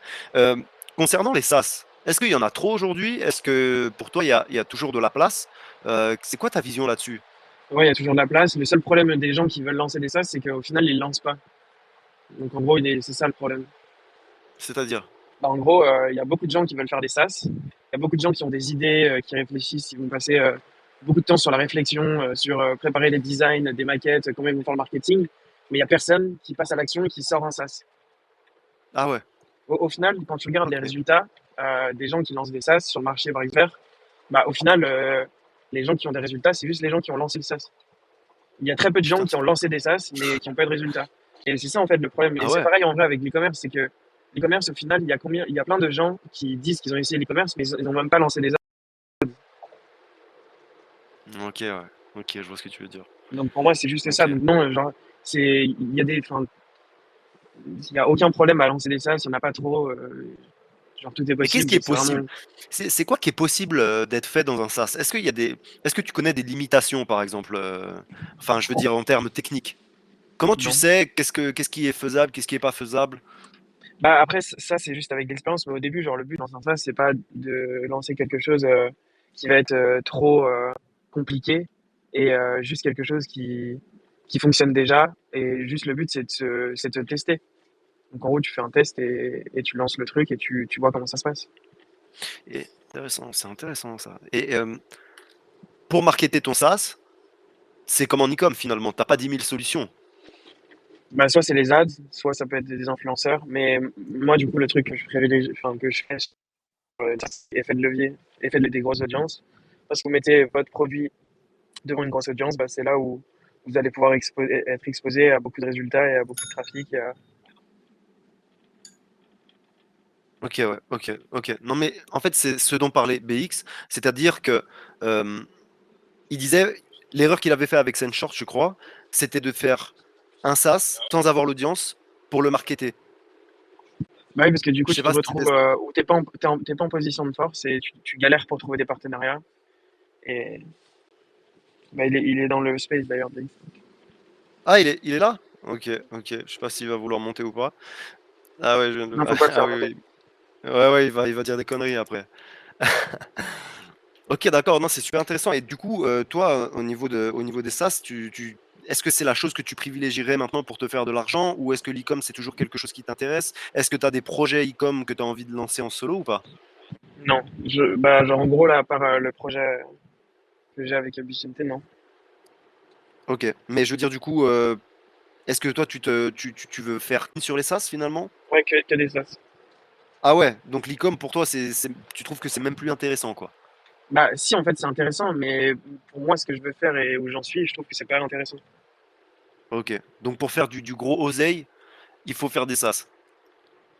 Bah surtout si tu veux faire un exit, ouais. Ok. Ouais, d'ailleurs, ça c'était une de mes questions. C'était que avant tu parlais donc de l'exit, qu'il fallait du recurring, c'est ça? Il faut en fait si tu peux pas faire un exit si t'as pas de recurring Sur un SaaS sur de ou un l'e-com, e-com. sur de l'e-com. Bah juste en gros, il voulait. Ce qui est, et même le truc qui est intéressant, c'est si vous voulez, si vous pensez que votre, il a une, enfin, vous pensez que vous allez pouvoir aller voir justement des gens qui rachètent des SaaS, donc inscrivez-vous sur Acquire. Procès justement, ils vous posent des questions, ils vous donnent une valorisation. Et comme ça, vous êtes fixé en fait sur est-ce que vous êtes réaliste ou vous êtes à côté de la plaque. Ok, d'accord. Donc Acquire, tu peux acheter c'est que des SaaS ou c'est aussi des Non, boutiques mais c'est d'e-com? e-com aussi. Il Ok, y a tout d'accord, sur Acquire. intéressant. Je crois que peut-être c'est BX, il en avait parlé, je suis pas sûr, mais il me semble qu'il avait parlé de quelques d'autres trucs aussi pour aller voir, pour avoir des idées en fait. Il me semble, ouais, si, il en a parlé pour avoir des idées, ouais, de tout simplement de ce qui fonctionne actuellement, quoi. Euh, ça, c'est vraiment un truc. Ok, attends, j'avais noté deux, trois autres choses. Ouais, donc si on devait parler encore de 80-20, parce que j'ai aussi l'impression que c'est une des choses bah voilà, dont tu parles. Tout à l'heure, notamment, tu parlais, ouais, le mec qui lance sa boutique e-com et qui se pose la question ouais, dans quel thème, avec quel thème je le lance. C'est quoi pour toi voilà, de la même façon qu'on l'a fait, l'entonnoir pour le produit, l'entonnoir pour le lancement de ton shop e-com, parce que je pense qu'il y a beaucoup de personnes ici qui doivent perdre beaucoup de temps sur des petites choses inutiles. Euh, Toi, qu'est-ce que tu conseillerais justement voilà, sur quoi faut se concentrer? Lancer les ads, je pense que c'est le plus important. Et juste ouais, créer, enfin, l'équipe, lancer les ads, voir les résultats justement bah, dès le départ quand on va lancer les ads. Donc en gros, juste avoir un shop, pas vraiment se focus sur la supply tant qu'il n'y a pas de commande et juste essayer de le faire vendre. Et si ça vend, après vous vous préoccuperez des autres problèmes, que ce soit créer une société ou avoir un comptable ou avoir un agent en Chine ou envoyer des commandes. Genre, je vois beaucoup de débutants justement qui perdent du temps là-dessus, où justement eux, ils se préoccupent de comment, quand depuis la Chine, ils vont envoyer mon colis alors qu'en soi, ils ont toujours pas de commande. Genre, Ouais, c'est faut ça. pas prendre le. Enfin, en gros, c'est se préoccuper d'un problème avant que le problème existe, en fait. Ok, donc toi, tu conseillerais vraiment, la personne a choisi son pi, mais donc son shop, c'est quoi le MVP d'un shop e-com à lancer? Genre, faut qu'il y ait quoi sur le shop? Parce que, enfin, tu vois ce que je veux dire? Est-ce qu'il faut vraiment s'attarder pour obtenir ses premiers résultats? Est-ce qu'il faut vraiment s'attarder sur le design du shop, tout ça? Ou ça, c'est quelque chose que tu conseillerais dans un second temps? Parce que, aussi dans une de tes vidéos, donc tu parlais d'avoir un véhicule sain, des bases solides. Et après, j'aimerais aussi juste qu'on aborde un peu le scaling. Euh, voilà, c'est quoi les choses que tu. C'est quoi un véhicule sain en e-com, mais en mode MVP? Si tu veux lancer ça, genre juste pour avoir tes premiers résultats, En termes de voir site, s'il fonctionne. Ouais, voilà, de site, d'ads, pour toi, c'est quoi le MVP? euh, bah, juste en gros, une de landing page où justement je veux juste une page home page avec l'explication du produit, juste vraiment assez simple. Enfin, je pourrais pas dire les sections exactes, mais genre en gros le produit juste de base, un header qui explique le bénéfice du produit et, et juste quelque chose de plutôt direct en fait et pas très compliqué et pas vraiment compliquer les choses. Donc, ok, vraiment, pour toi, le plus important, c'est quoi? C'est le site, le produit, les ads, et basta, quoi. Après, je veux dire, faut pas trop rentrer dans des complications, des choses comme ça. Ouais, après juste Ok, s'inspirer des sites qui fonctionnent déjà, des concurrents. ok. Euh, du coup, maintenant, moi, j'aimerais parler un peu plus du côté scaling, parce que ça, c'est quelque chose aussi d'important. À partir de quand et à part quel step tu conseilles de scaler? Et c'est quoi les choses impératives à mettre en place avant de scaler? Euh, D'avoir le bon setup, comme je disais justement, avec la bonne marge produit, euh, la bonne, enfin, le bon process aussi en termes de supply, parce que si vous pouvez pas, enfin, si votre agent il n'arrive pas à gérer 20 commandes par jour, bah, quand il y en aura 100, il va pas mieux les gérer. Le SAV, juste une bonne base aussi et quelqu'un qui va pouvoir répondre et assumer la demande. Juste en gros, moi ce que je me dis, c'est à chaque fois, si on fait 100 commandes par jour, bah, en gros, il faut juste qu'on ait un setup, euh, enfin une base qui pourrait en gros aspirer 500 commandes par jour. Et comme ça, au moins, bah, même si on en fait que 100 ou 150, bah, comme on a tout prévu, comme si on allait faire 500 commandes par jour, bah, en soi, on est bon et on n'a pas de problème. Ouais. Ok. Et donc au niveau de la supply, au-delà de tout simplement voir si ton agent et puis la production peuvent suivre, est-ce que toi tu as des choses que tu conseilles au niveau du stock, au niveau du packaging, quand tu vas commencer vraiment à euh, ouais, pas à te professionnaliser, mais à rentrer dans le délire marque ou marque blanche un peu, c'est quoi pour toi les choses à faire dans l'ordre? Euh, Dans l'ordre, moi je trouve que tout ce qui est packaging et tout au début, c'est pas vraiment nécessaire. Juste avoir un produit de qualité, bah, c'est la base. Mhm. Et, et ouais, en gros, juste au produit, juste bon produit au départ et petit à petit vous améliorez. Donc en gros, si au bout de 30 jours ça se passe bien, bah, vous continuez, vous améliorez. Et en gros, c'est, enfin, moi je vois pas ça très compliqué quoi, comme étape. Ok, ok.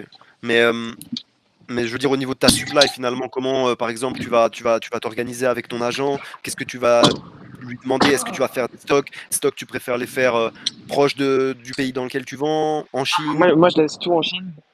Au final, maintenant, avec les shipping lines qui existent, bah, c'est grave rapide. Donc, pour moi, il n'y a pas besoin de les importer en Europe, quoi que ce soit, à part si vous voulez vraiment faire du 48 heures. Mais je pense que les délais que la Chine propose aujourd'hui, ça, c'est large suffisant et les clients, enfin, ils n'ont pas de problème à attendre. Donc, ouais, genre, en gros, tu laisses tout en Chine, tu commandes le minimum de pièces qu'il faut. Donc, je sais pas si c'est 100 pièces, bah, commande 100 pièces. Et, euh, et voilà, tu as ton stock de base et après, tu améliores petit à petit et tu commandes en fonction de combien tu vends. Tu vois. En gros, des calculs au final à faire sur combien tu vends par mois et, euh, et combien tu vas avoir besoin pour le mois d'après. Ok. Euh, comment tu fais, du coup, pour avoir des délais de livraison de 5 jours depuis la Chine? C'est juste en faisant du stock? Ouais, le stock il est déjà prêt, donc du coup, il y a juste à shipper. Et du coup, la fournisseuse en Chine, elle s'occupe de ship dès qu'on a une commande, mais c'est connecté directement avec notre Shopify et leur logiciel, et donc du coup, ça roule quoi. Ok, d'accord. Parce que moi, j'ai jamais encore passé le step de vraiment faire un stock. Et du coup, c'est intéressant de se dire que ouais, bah, finalement, si tu fais ton stock avec ton packaging, bah, tu gagnes quand même tu gagnes une semaine sur tes délais de livraison, quoi. Ça permet vraiment de faire la différence. Ouais, clairement, Euh, ça fait toute la différence. ouais. Les gars, n'hésitez pas, hein, si vous avez des questions, si vous avez envie voilà, d'intervenir dans le talks, c'est le moment. On avait eu une question. euh, Attends. Donc là, c'est Sabronx qui demandait comment se placer par rapport à la valeur perçue, à quel moment on sait si le prix correspond bien à la valeur de notre produit. Comment tu le places? Bon, j'imagine déjà ce que tu dis, mais si tu peux y répondre, c'est cool. Faut tester. En vrai, limite, moi, je commencerais avec, par exemple, si tu as un produit justement que tu veux vendre, il y a des concurrents qui le vendent par exemple 80 $. Bah, en gros, toi, tu peux commencer à le vendre, je sais pas, genre, tu peux faire des tests à 60, 70, déjà pour voir et pour commencer à convertir et voir ce que ça donne en termes de résultats, quel est le taux de conversion, euh, tout simplement juste tester le marché. Et petit à petit, bah, en gros, en fonction des améliorations que sur la brand, bah, augmenter les prix. Crescendo. Et donc toi, voilà, ouais, tu conseilles vraiment de commencer et de limite underprice pour venir vraiment tester ton offre et ton audience, enfin voilà, ton public de la façon la plus facile possible, et ensuite d'augmenter petit à petit le prix, quoi. Ouais, exactement. Ok, ok, c'est intéressant. J'ai fait monter Hamza. Hamza, Dis-moi Ouais, si. allô, vous m'entendez? Ouais, ouais, merci à toi d'être là. Merci à vous aussi pour toute la valeur. Avec plaisir. Voilà, j'avais juste une petite question. En fait, c'est par rapport à la productivité. En fait, en ce moment, j'ai lancé un shop qui commence à avoir des bons résultats. Et Mhm. du coup, ça fait que je bosse 2 heures par jour pour faire des créas et tout. Et il me reste du coup 8 heures dans la journée où je sais pas quoi faire. Et je me dis, est-ce que je teste d'autres produits? Est-ce que je vais me former? Est-ce que je sais pas quelle action faire pour être productif sans pour autant me perdre dans les actions?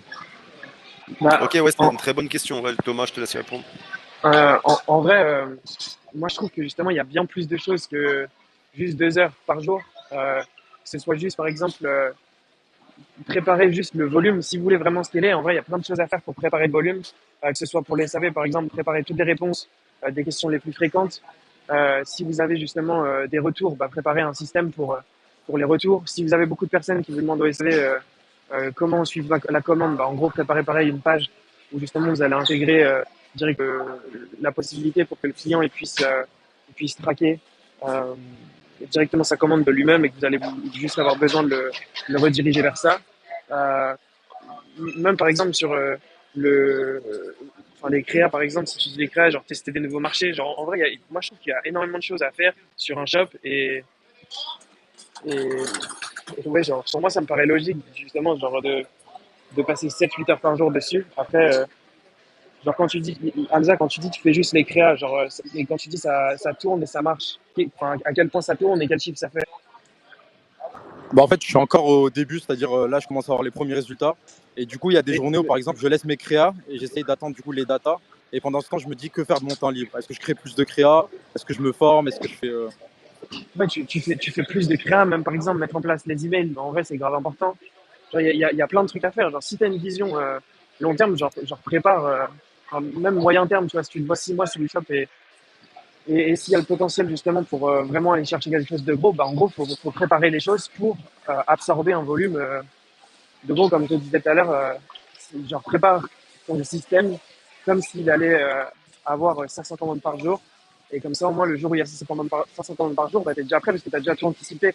Là, le truc, c'est qu'en gros, comme tu commences au début et que tu n'as pas beaucoup de volume, bah, en gros, tu te retrouves dans la facilité où tout simplement, bah, en gros, là, pour l'instant, il n'y a pas trop de choses à faire. Mais derrière, si ça commence à vraiment s'accélérer, bah, tu vas te retrouver dans une situation où tu vas être sous l'eau, en fait.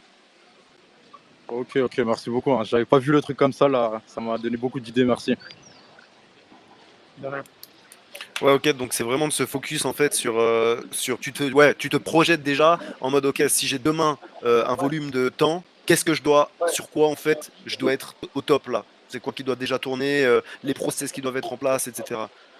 Exactement. Et en vrai, là-dessus, il y a plein de valeurs sur YouTube, surtout sur les YouTubeurs américains, où justement, ils expliquent tout ce qu'ils font, tout ce qu'ils mettent en place. En vrai, il suffit juste de copier, hein.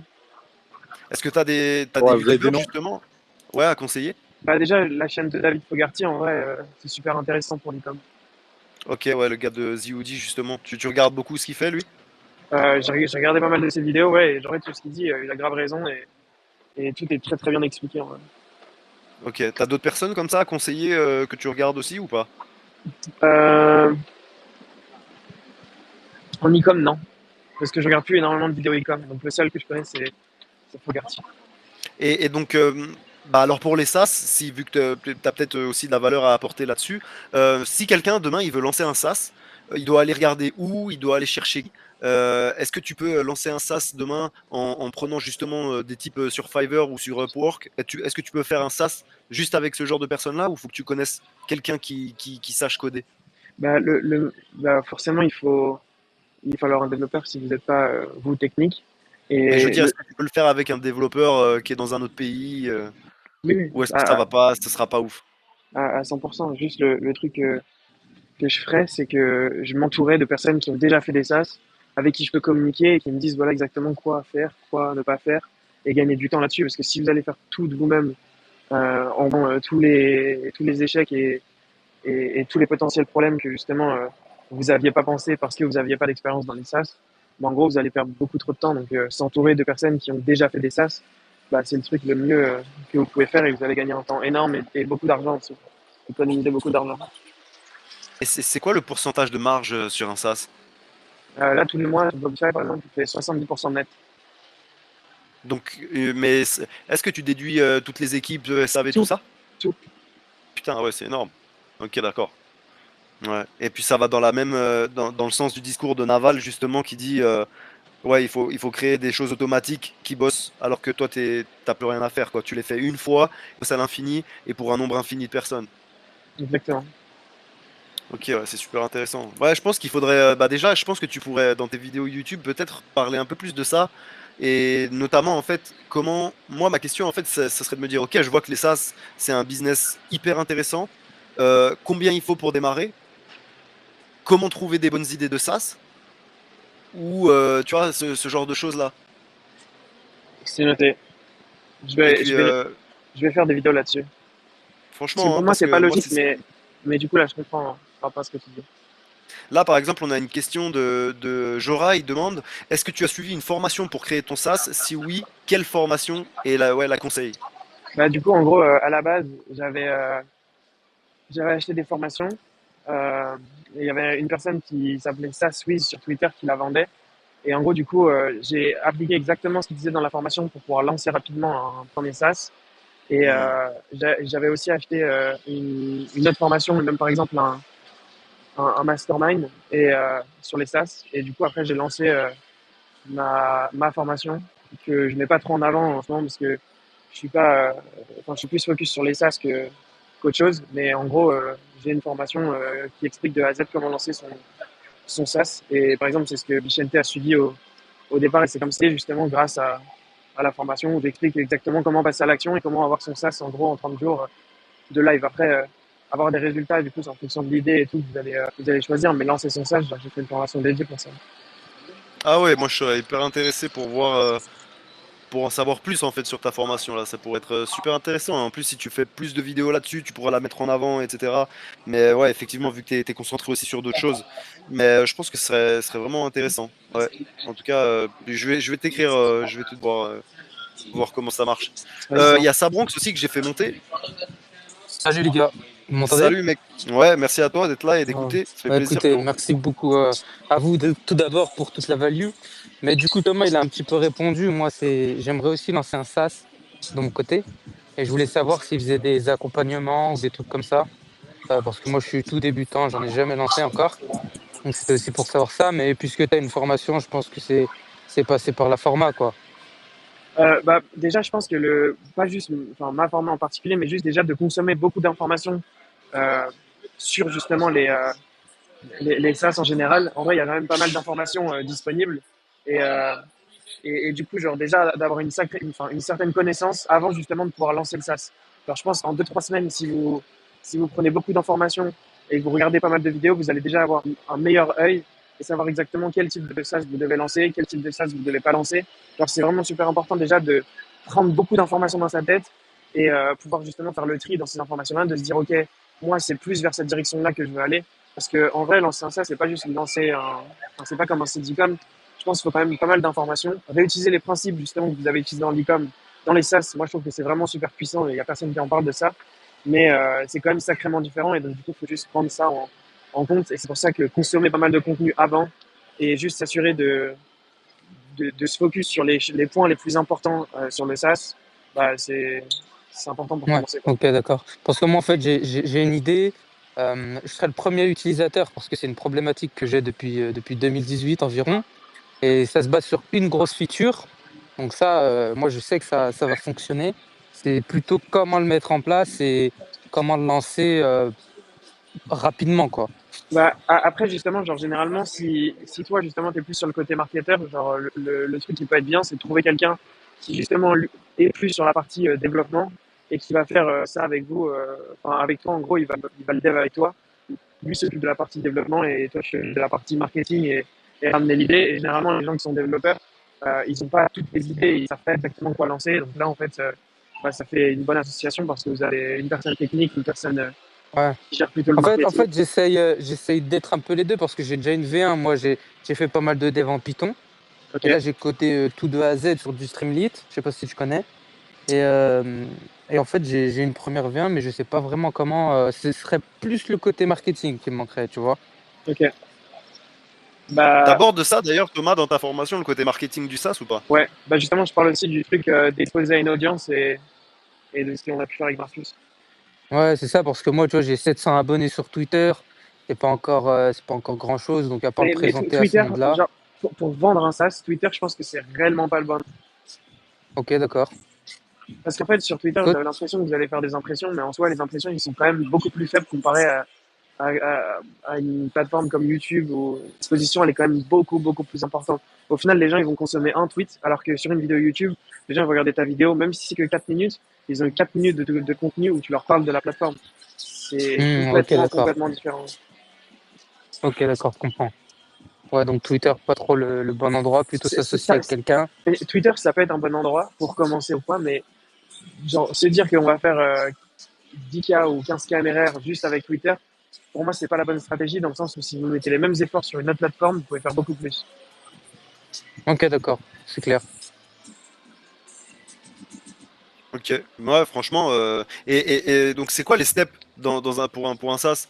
C'est quoi les steps? Parce que je vois Bichente là qui flex un peu ses dashboards là du nouveau SaaS. Et, c'est difficilement, comment dire, étant donné que ça n'a rien à voir avec un dashboard Shopify, voilà, c'est quoi les flex un peu dans le monde du SaaS au niveau du MRR? Euh, genre, à partir de combien c'est vraiment un bon MRR? Non, les premiers steps, on va Ah, dire, ouais, et puis jusqu'à ensuite des trucs je pense que le intéressants. plus important, c'est déjà d'avoir une V1 qui soit là, qui soit live, et même qui soit éclatée. Et en gros, juste l'exposer à ton marché, aux personnes avec qui tu penses que c'est tes clients type, et juste arriver et l'exposer à eux, et que en gros, tu puisses déjà avoir un premier contact et des premiers feedbacks, et voir si justement ils utilisent ton tool, si tu penses que, enfin, au final, si c'est vraiment un problème que tu résous, et juste vraiment être le plus vite possible exposé à ses premiers clients. Et après, à partir de là, bah, tu prends juste des feedbacks, c'est juste de la communication, de l'échange. Et, et en vrai, après, bah, ça avance petit à petit dans le sens où si les feedbacks sont bons, si les gens utilisent, ou s'il y a un minimum d'intérêt, bah, en fait, derrière toi, tu vas avoir tout intérêt à corriger les bugs et à prendre les retours des clients et implémenter et en gros juste continuer à développer le tool. Donc en gros, l'avoir live le plus rapidement possible, c'est le plus important. Et même si ça répond juste à une problématique, une fonctionnalité, c'est pas grave et c'est suffisant. Et même si les clients ils vont dire ouais, ce serait bien que tu rajoutes cette fonctionnalité là aussi ou cette fonctionnalité là, en fait, ils vont toujours vouloir des fonctionnalités supplémentaires. Donc en gros, si tu écoutes le client à chaque fois, bah, en gros, ils vont dire ouais, lance ça, lance ça, lance ça. Mais le problème, c'est que ça va pas t'aider dans le développement de ton produit. Il vaut mieux faire une feature juste faite de façon excellente et que ce soit la bonne feature plutôt que faire 5 features et être moyen sur ces 5 features. Ok. Là, il y a une idée de ça, là, qui est arrivée dans les commentaires, les gars. Il y a un gars, il demande dans ces jours-là, est-ce qu'il existe une plateforme comme Shopify avec l'e-commerce, mais qui te simplifie le travail pour créer un SaaS? En Alors, je sais gros, pas s'il y a une idée de ça. en gros, il y a une personne qui a fait ça, il s'appelle Marc Louvion là, sur Twitter. Et en gros, Marc, il comment? a Lovion ou Louvion, genre c'est un Ok. français, et en gros, il s'appelle les Indie Hackers. Et en gros, lui, ce qu'il a fait, c'est qu'il a fait une template. Et cette template-là, en fait, ça te permet de gagner du temps sur tout ce qui est mettre en place Stripe sur ton. En gros, toutes les problématiques qui sont chiantes et qui te font perdre du temps, bah, en gros, lui, il a créé un setup pour ça. Et donc, du coup, le seul truc que tu as besoin de faire sur le SaaS, c'est de développer les features. Donc, du coup, c'est un gain de temps énorme. Mais le problème, c'est que enfin, le désavantage et l'avantage sur un SaaS, c'est qu'à lancer, c'est plus complexe qu'un site e-com. Et du coup, il n'y a pas de l'équivalent de Shopify.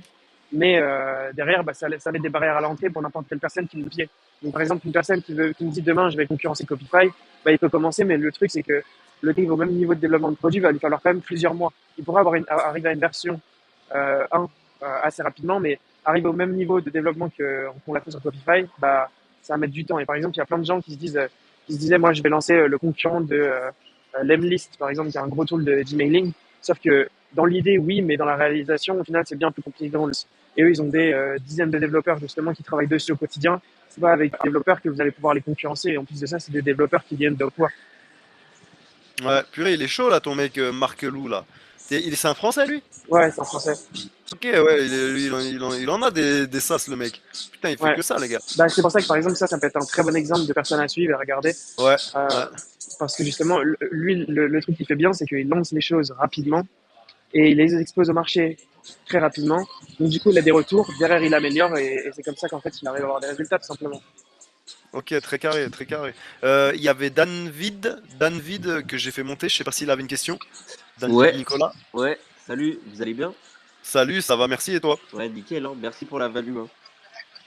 Bah avec plaisir, c'est Thomas qui régale.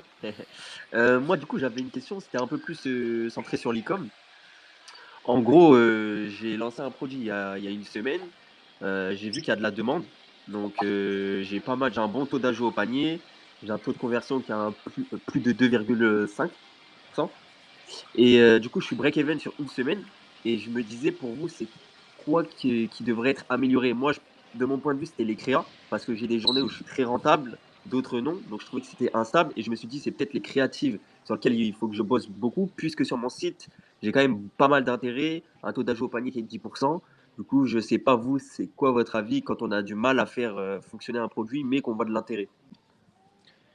Bah, pour moi, il faudrait analyser ton funnel. Le truc que tu peux faire, c'est quand tu as des questions comme ça, tu peux t'appelles tes paniers abandonnés et tu les appelles justement pour savoir bah, quel était le problème, si Ok, tu peux les aider et tu peux avoir des retours justement qui vont te donner de l'information à comprendre pourquoi justement ils sont pas allés jusqu'au bout et quel est le problème parce que 10% d'âge au panier en vrai c'est un bon taux d'âge au panier donc peut-être que le problème il est après et du coup il faut juste que tu arrives à comprendre c'est quoi le problème.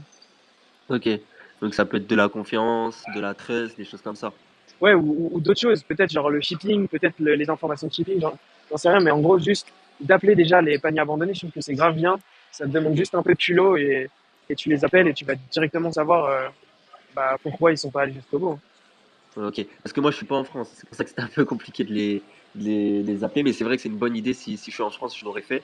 Mais vu que je suis pas en France et que c'est pas une langue que je maîtrise, Bah, c'est vrai que ça peut-être que peut. tu peux toujours email ou trouve Ouais, quelqu'un qui parle de la langue là si c'est de l'anglais. ouais, Ou juste par email, tu poses la question et t'essayes, tu vois, t'envoies deux, trois emails de relance et tu vois. ok, ok, ouais, ça peut être intéressant. Ok, parce que moi je pensais que c'était plus mes créas, mais ça peut être aussi ouais dans le funnel, peut-être leur rassurer. Donc ouais, je vais essayer de tenter ça, ouais. Ok, merci.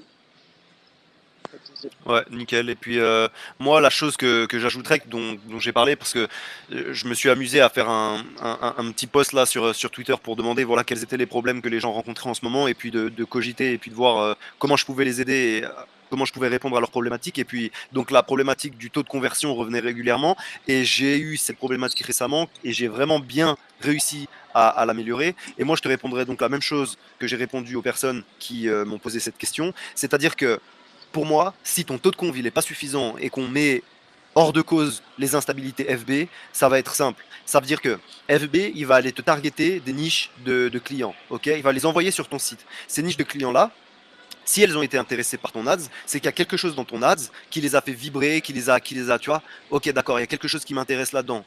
Ça a fait vibrer quelque chose en eux, un besoin profond, une émotion, quelque chose qu'ils veulent remplir. Quoi. Donc quand ils sont arrivés sur ton site, ils ont regardé la solution que tu proposais par rapport à cette corde sensible, entre guillemets, que tu as réussi à faire vibrer grâce à ton ads. Et ce qu'ils vont chercher, c'est plus.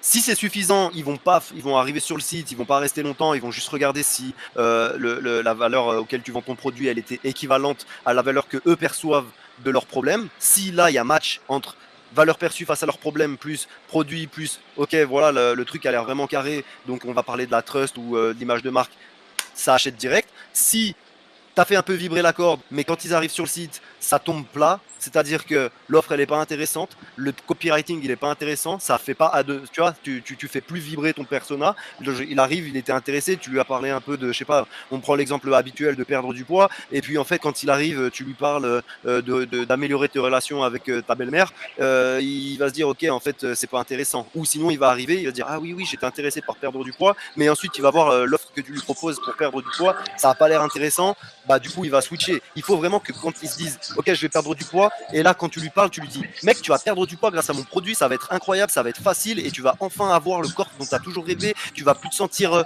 honteux, tu vas plus avoir le regard des autres sur toi. Il faut vraiment aller taper profondément dans ces cordes sensibles là avec une belle offre et avec un site qui fait quand même un minimum pro, et normalement tu vas améliorer ton taux de conversion. Ok, ok, parce que ouais, j'ai essayé de. Déjà, merci, hein. j'ai essayé de faire ça. C'est assez cohérent au niveau de ce qu'on voit dans mes créas et sur mon site. J'ai bien Ouais, taffé ça, j'ai bien travaillé mon avatar client et tout. Je le connais pas mal, tu vois, parce que j'ai fait un site de niche. ouais. Et le truc, c'est que après, je suis en Espagne et je sais que là-bas, le taux de conversion aussi, il est un petit peu plus bas. Mais moi, j'ai quand même un beau taux de conversion par rapport au pays. Tu vois, je suis à plus de 2,5%, tu vois. C'est pour ça Ok. que dans ma tête, je me suis dit, c'est peut-être les créatives ou peut-être instabilité Facebook. Parce que tu vois, j'ai eu des journées à plus de 3,40 de ROS et après 2 jours où je suis en full.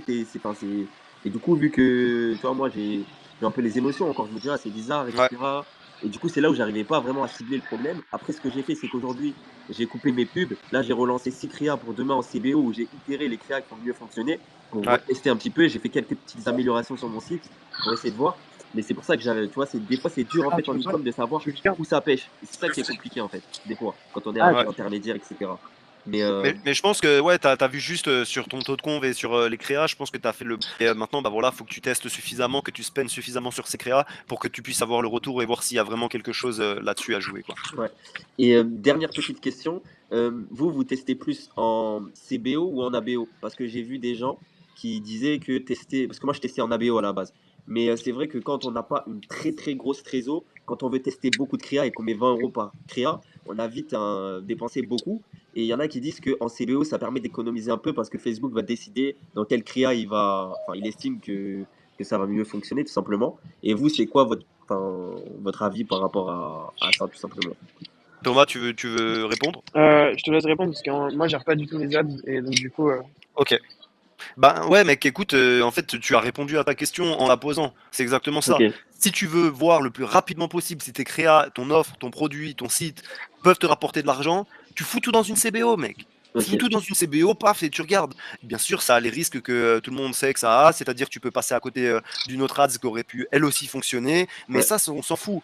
T'as envie de tester, t'as envie de voir combien tu peux faire en foutant 100, 200, 300 balles par jour, bah tu ok, balances ta CBO, tu la laisses sur 3 jours, tu regardes comment ça se passe au niveau des stats. ok, Et généralement, en 3 jours, tu sais, mec. ok. Et toi, en général, tu conseilles 100 balles par jour pour la CBO, c'est mieux?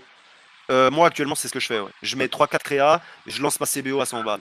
C'est ok, comme ça en ce moment, parce que je sais que mon offre, elle est prouvée, c'est bon. ouais, Donc, t'as quand je vais testé, ouais. tester vraiment 100, ça suffit. Et généralement, rarement, ça arrive, mais des fois, le jour même, ça pète, je fais ROAS 5. Ouais, Mais ça, c'est une créa sur 10, tu vois. ouais. Et sinon, ça va prendre 2-3 jours pour trouver la créa vraiment sur laquelle je fais ROAS 3-4, tu vois. Ok, ok, parce que moi j'ai testé un peu comme toi, sauf que j'ai testé deux assets, un asset avec des vidéos d'un même angle et en vidéo, et après j'ai fait Ouais. un autre asset avec trois images d'un même angle, et j'ai mis ça en balle aussi pour demain. D'accord, donc tu as fait un CBO statique, une CBO statique, une CBO Ouais, où j'ai vidéo, c'est itéré, ça? exactement, où j'ai itéré les deux créas qui avaient fonctionné pour moi et que j'avais analysé sur les concurrents, et du coup ben là j'en ai fait trois variantes un peu plus améliorées du coup, et, Ouais. euh, et j'ai lancé ça pour 100 balles pour demain. 100 balles, 100 balles 100 balles la CBO statique et 100 balles la Non, non, CBO non, non, vidéo? non, non, 100 balles dans la campagne, c'est les deux. D'accord, ok, d'accord, ça marche. Ouais, bah ouais, là tu vas être vite. Ah ouais, ouais, mais c'est bien, t'as bien fait, gros. Là, t'es sur le bon truc. Continue comme ça et tu vas avoir tes réponses, je pense. Ok, ben écoute, en tout cas je vous remercie les gars, hein. Bah avec plaisir. Merci à toi d'écouter, merci à toi d'être là et d'être monté pour poser ta question, ça fait super plaisir. Yes, merci, bonne soirée les gars. Vas-y, bonne soirée à toi. bonne soirée. Les gars, hésitez pas, voilà, si comme lui vous avez des questions, mec, voilà, voilà, vous voulez des réponses. Là, on a la chance d'avoir Thomas. Il gère bien les SaaS aussi. Donc, si vous avez des questions rapport à ça, c'est le moment ou jamais. C'est assez rare dans l'espace francophone e-com, j'ai l'impression. Si vous avez aussi sinon des questions e-com aussi, n'hésitez pas. Je sais pas si on va rester encore très longtemps. Il me semble qu'on a couvert pas mal de sujets. On a une question. Hello, quel PSP conseillez-vous pour les marchés UAE? Alors, frérot, moi, je connais pas du tout. J'ai jamais testé là-bas. J'ai jamais envoyé des trucs, donc je peux pas te dire. J'ai Non fait plus. monter encore 2 personnes. Et moi, je vais juste devoir vous laisser juste après. J'ai un meeting, mais Ah bah alors, juste avant que tu partes, déjà on va voir si on a juste Il te reste combien de temps? euh, 10 minutes. Ok, nickel. Moi, la question que je pose, voilà, à chaque fois, comme ça, je te pose la question et c'est réglé. C'est, voilà, si tu as des choses à conseiller aux jeunes entrepreneurs, entre guillemets, que ce soit de l'e-com, que ce soit du SaaS, voilà, conseil le général, que ce soit dans la technique ou soit dans le mindset. Est-ce que tu aurais à conseiller là maintenant et à leur dire quoi? Posez-vous moins de questions. Lancez le plus de choses possible et testez le maximum de choses. Et juste réfléchissez moins, prenez-vous moins la tête. Gardez juste des principes bête et méchant de, comme j'expliquais tout à l'heure, de juste qu'est-ce qui est le plus important, qu'est-ce qui fonctionne, pourquoi ça fonctionne, et juste comprendre ces principes-là et les appliquer en masse. Et, et derrière, vous aurez forcément des résultats. Et au final, enfin, moi, de mon expérience, j'ai lancé 80 shops Shopify que j'ai lancé ou pas. Mais en gros, j'ai créé plus 80 shops Shopify pour avoir au final 3-4 shops où j'ai vraiment fait de l'argent dessus. Donc le plus important, c'est Ah de ouais, tester, tester, tester. Et, et juste, si vous n'avez pas de résultat, c'est juste que vous n'avez pas assez essayé. En vrai. putain. Et ouais, c'est ça. Mais ça me fait super plaisir que tu parles du fait que tu as lancé 80 shops avant de réussir. Parce que souvent, on sait pas, on connaît pas voilà, tous les défis par lesquels les gars qui ont réussi sont passés. Comme ça, les gars, voilà, vous savez, si vous en êtes à votre 15e, bah, lancez-en un de plus. Et si ça fonctionne pas, encore un de plus. Et Et continuez juste à optimiser. améliorez-vous à chaque fois. Et en fait, le truc qui est négligé aussi dans le business, c'est que moi, j'avais pas conscience avant. C'est que, en gros, à chaque fois, certes, devoir relancer des business depuis zéro. Et donc, du coup, ça, c'est très fatigant et ça demande beaucoup d'efforts. Mais par contre, le truc justement qui est puissant, c'est que plus vous allez passer le temps dans le business, plus vous allez avoir d'expérience. Et cette expérience-là, ça va vous faire pas refaire les mêmes erreurs. Donc, par exemple, aujourd'hui, avant, quand je lançais un shop, peut-être que ça allait mettre on va dire, genre 1 an et demi ou 2 ans à faire 1 million de revenus. Mais maintenant, au final, ça met, j'ai réussi à le faire on l'a fait en 4 mois. Ouais. Et Ouais, c'est une ça fois que qui tu as fait les vraiment la process, différence. une fois que tu as déjà eu la map, la carte à suivre, en fait, tu as juste la roadmap, comme ils disent, voilà. Tu as juste à appliquer, quoi. Exact. T'es au niveau combien, là, en e-com? Parce que dans ta vidéo, tu parlais des niveaux, là, tu te souviens?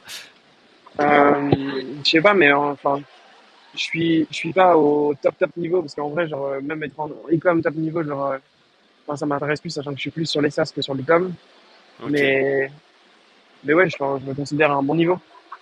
ok, ok. Bah, il y a encore, j'ai fait monter deux, trois personnes, là, on va répondre aux questions, et puis après, on va te laisser y aller gentiment. Il y avait dans l'ordre Sabronx, je crois, tu avais encore une question? Ouais, juste rapidement, concernant les SaaS et concernant la stack technique, toi, tu privilégies quoi pour aller vite? Bah, en gros, moi, tout est sur Laravel, donc Sûr? PHP, Laravel, PHP. Ok, d'accord. Mais ça a vraiment, pour moi, je trouve que ça a zéro importance. Genre, en gros, si ton dev il préfère tel stack, bah, en gros, laisse-le faire tel stack et tu verras le problème après. En gros, à court terme, c'est pas du tout un problème la stack. Ok, d'accord. Ok, bah super, merci beaucoup les gars, et je vous souhaite une bonne soirée. Merci à toi, Merci frérot, beaucoup. et puis force à toi dans ton projet. Merci. J'espère que ça va fonctionner. Ensuite, on avait Docteur Satoru, pardon, si j'ai mal prononcé. Bonsoir, vous m'entendez les gars? Ouais, ouais, on t'entend bien, Bonsoir, merci d'être merci. là. Merci Ça pour le fait space. plaisir. J'avais une petite question sur les SaaS pour Thomas. En fait, moi je suis dans l'étape un peu après où j'ai lancé le marketing et je suis dans cette phase où j'ai des clients qui s'inscrivent, qui démarrent la période d'essai, mais j'arrive pas à les convertir en abonnement payant. Je me suis dit, j'ai déjà dépensé, je pense à peu près 1500 euros en ads, etc. Et je me suis dit, c'est à quelle étape on se dit, là j'ai un product market fit, là j'en ai pas et je passe à une autre étape. Bah, en vrai, le plus simple, c'est de call les users et d'être en contact avec les users pour savoir justement bah, pourquoi ils n'ont pas converti, quel est le problème. En vrai, juste en parlant avec les users, c'est le seul truc que tu peux faire et c'est le meilleur feedback que tu auras par rapport à ton produit en fait. Et juste essaye de savoir justement quand tu parles à tes clients, de savoir si le problème que tu essaies de résoudre, c'est vraiment un problème qui est Allô? Ouais.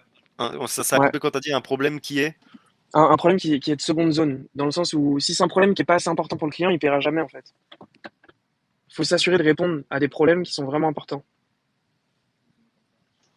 Ok. Et donc pour obtenir ce point-là, c'est à travers l'appel avec le client, quoi, c'est ça. Ouais, être en contact avec les clients et juste vraiment genre le plus important c'est que tu limite forces les clients à justement genre qui prennent l'appel, que tu leur dis je te donne 1 mois gratuit si tu prends l'appel, juste donner des arguments vraiment pour forcer l'appel avec les clients et tu es en contact avec eux.